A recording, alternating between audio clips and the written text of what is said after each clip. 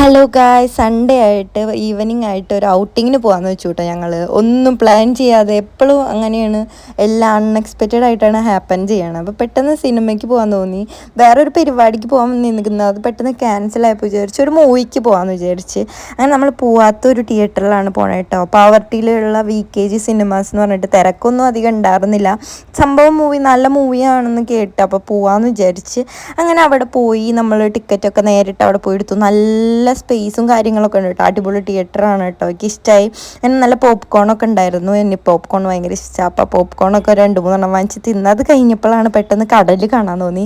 വന്ന സമയം നല്ല സമയമായിരുന്നു, സൺസെറ്റിന് ഈവനിങ് സമയമായി. കാരണം അതൊക്കെ കാണാൻ പറ്റി. അങ്ങനെ അവിടെ നല്ല തിരക്കായിരുന്നു കേട്ടോ. ഞാൻ ആദ്യമായിട്ടാണ് ചാവക്കാട് ബീച്ച് ഇത്രയും ഭംഗിയിൽ കാണുന്നത്. ചിലപ്പോൾ കുറേ നാളെ കാണാത്തതുണ്ടാവും. അത് കഴിഞ്ഞപ്പോൾ നേരെ TNT പോയിട്ട് നല്ല ഷവായും റൈസൊക്കെ കഴിച്ച് നേരെ വീട്ടിലോട്ട് പോയി.